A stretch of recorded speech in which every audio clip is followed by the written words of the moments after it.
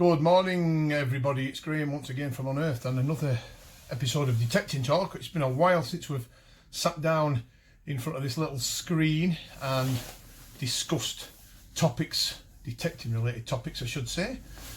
So this one's going to be quite interesting. There'll be one more after this. Excuse me, I'm getting over man flu again, would you believe? Who spreads these things is unbelievable. This area of Dalton here in Cumbria, 200 kids off at the school with it. Everybody seems to be catching it twice, and unfortunately I've caught it and I'm getting over it now, thankfully. So I do apologise for my cough. Right, so there'll be one more detecting talk after this, and that'll be the new year. Well, this year gone, the new year in. Hopefully we'll get out in the fields when the weather improves to do a bit more detecting. But first, there's quite a few topics I want to discuss. First of all, we've just signed a bit of a contract with a new product maker, accessory developer, and I can show you for the first time some interesting new products.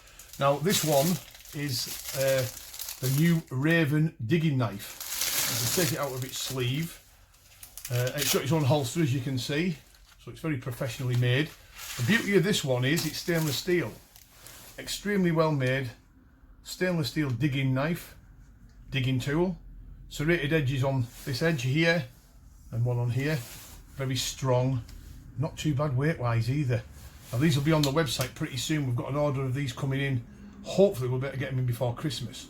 But they're the new stainless steel digging tools from Raven, as you can see, and I rate them highly. A lovely handle grip on them, nice and strong, and stainless steel as well in its own holster. So ideal for you guys that you know, you're on pasture, you want a tool that can get in where the find is once your probe's located it, for example. Neat and tidy, ideal. So that's the Raven stainless digging tool. We'll put that on there. Raven also have produced these detecting gloves, as you can see, Raven at the top. These come in medium, large, extra large. I used a pair of these 2 weeks ago, and I have to say they kept me warm, my hands warm, dry, comfortable, at a good price. So keep an eye out on the website for them. Detecting gloves, folks. And they also do things like finds pouches, which are ideal. And they do things like Equinox covers, which are coming in, control box covers, which are very good. I think we've got one here, a Raven cover behind us for the XP Deus. So there'll be more Raven products behind me probably on show soon once the order comes. So that's, keep an eye out for the new products. Some of you guys might be interested in the digging tools and the gloves and things. Keep an eye on the Unearthed website, folks. There'll be that on there pretty soon. Right, excuse me again. We're going to discuss today something that happened to me many years ago, probably about 10 years ago now, regarding permission on a particular farm. So, set the scene. I had permission on a farm, still have got permission on this particular farm, and it was relatively productive. I had a few nice coins off it and artifacts, but I was always eyeing up, if that's the right word, the farm next door. And the reason is there was more arable land to go at. He was predominantly an arable farmer, whereas the farm I was on, with the permission farm that I was on, was a mixture of pasture and plough. And he had a Roman road running through it, which was also of interest. And he just had more acreage. So the land did look better. It did look better. Even though I was detecting on the neighbouring farm, I was always casting my eye off into the distance on this particular farm and wondering what was on there. So this particular morning, I set off and decided to give the door a try and see if I could speak to the landowner, which I did. Luckily caught him, and he point blank turned me down for permission. And his reason was he doesn't want anybody detecting on his land. He doesn't really understand metal detecting, even though I did try to discuss that with him. Wasn't really interested in the concept of having detectorists on his land, and that was that. No point in arguing with these people. Take no as their answer. If you argue back with them or try pleading your case over, sometimes it can backfire and make the situation even worse. So I bid him good day, and I nipped next door where I had permission and continued to detect for the next, well, probably about 12 months or more. And then again, I met him actually when I was detecting in the neighbouring farm, where he was cutting some hedges, and I managed to track him down again, and he obviously recognised me, and I actually sort of jovially it made a bit of a joke about granting permission again, and he point blank turned me down. But he did see the funny side, so I did try twice and got turned down. However, that isn't the end of the story, folks, and this might help some of you guys when you feel a bit despondent about getting permission and things don't go your way. Never give up. In this particular case, this just shows you how quirky and weird the world can be at times. I was on the particular farm next door again, detecting. I always remember it was a February morning. It was freezing cold. It was raining. I was on muddy, semi-rough plough that had been sort of weathered down. The farmer hadn't done much with it since he ploughed it, and I was finding one or two bits and pieces. But the rain came in heavy, and I decided to shelter under a tree for 10-15 minutes away from the heavy rain. As I did this, and this was a tree on the side of the road where I parked my car, a car had pulled up maybe 10 metres away to take a phone call. Obviously the guy in the car was on his mobile phone, so he pulled over to talk to whoever it was on the other end. And I just sat there staring up at the heavens, sheltering under this tree. And when the guy had finished his call, he set off, but his back wheels got stuck in the mud because he was on the grass verge, and obviously with the wet weather it made it extremely boggy and muddy. And he was in an Audi, and I always remember this. He was skidding all over the place. There was big plumes of mud coming back off his tyres, and he couldn't get out. So obviously I came out of from underneath the tree and offered my assistance to help push him out. Now I got absolutely covered in mud and the spray off his tyres as I was trying to push him out. My face got covered, my clothes got covered, I was head to toe in mud. But I did manage to help him get his car free. And as he wound his window down to thank me, he recognised me. And he said, what are you doing around here on a morning like this? So I said, I'm out detecting on your neighbour's field. And I said, you know, I've spoken to you before about permission. He said, you know what, I'm going to give you permission for helping me out, for helping me get my car out. And he did. He granted me permission for that farmer, and I'm still on there detecting now, folks, after all them years. It wasn't as productive as I thought it would be, but I still got another 200 or 300 acres off it, and I did find one or two nice things over the years on it. So it just goes to show that never give up on a particular area of permission. The farmers can say no, the landowners can say no. It just took that one quirk of fate, that twist of fate, and I managed to get on. I was at the right place at the right time. I'd helped him push his car out, and he granted me permission for helping him. He obviously trusted me enough. And he'd never had anybody on before, and I'm still on there now, and I've got a decent relationship with the guy. He's a bit of a dry individual, but he's a decent chap.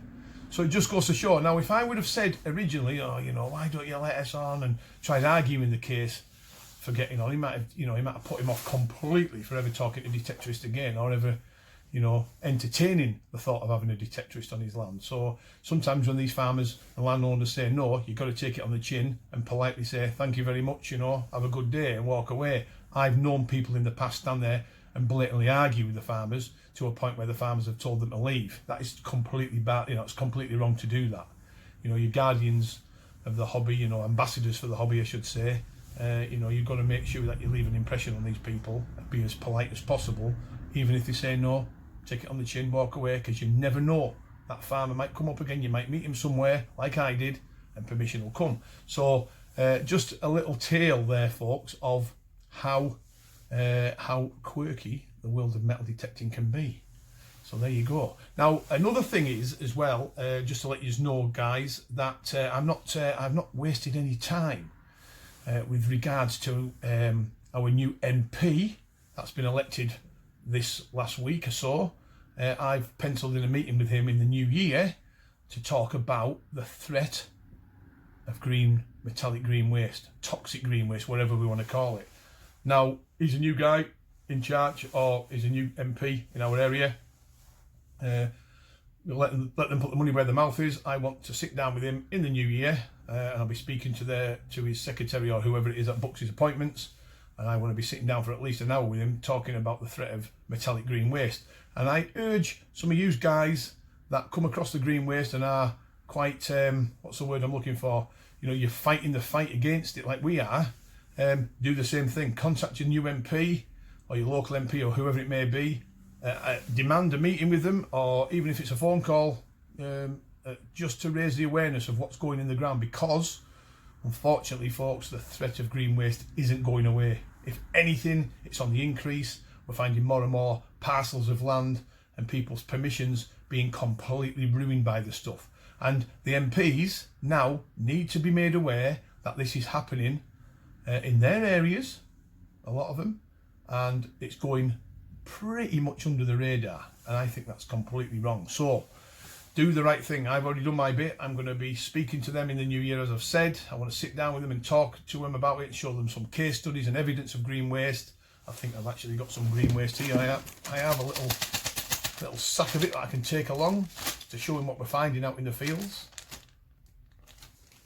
They need to be made aware of what's going in the fields. So, folks, do it. Contact your local MP, ask for a meeting, even if you speak to them over the phone. Do what you've got to do to combat the horrendous stuff. We are changing the subject slightly back over to detecting again. We are getting a lot of calls, folks, for the Vanquish, the Minelab Vanquish range. I have to say at this point, I'm not hearing anything from Minelab about it. We did expect it to be out a couple of months ago. It's not been out. If you can hear a barring in the background, folks, it's my sheep. I've got a flock of sheep, and they're chomping down my fields at the moment at the back of here, even on my test bed. So if you can hear them calling, that means they're after some food. So I do apologise for that. Bit of background noise going on. Melanie will be laughing because they're her pets, as you can hear. They're not as thick as they look, sheep, by the way, folks. Thought I'd let you know that bit. So the Vanquish machines, going back to that, we've not heard a thing.